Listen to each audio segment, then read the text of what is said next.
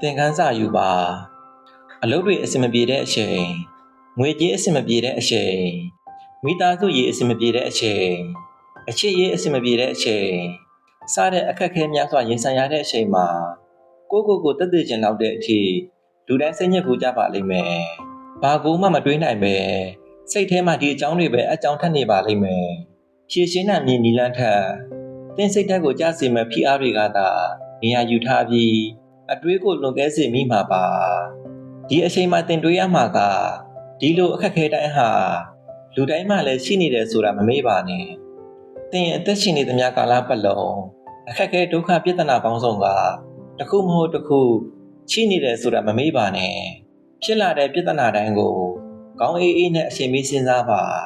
ဘယ်အရာကိုမှတွေးကြောက်မနေပါနဲ့လူတိုင်းက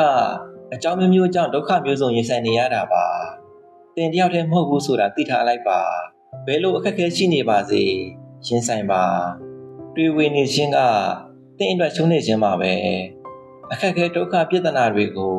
တွေးကြောက်နေရမှာထက်သင်ရဲ့အတွေးနဲ့စိတ်ဓာတ်တွေကြမသွားဖို့သာအရေးကြီးပါတယ်စာလောင်နေတဲ့အပိုက်ငွေမရှိတဲ့ပတ်စံအိတ်ကျိုးပဲနေတဲ့နှလုံးသားဟာ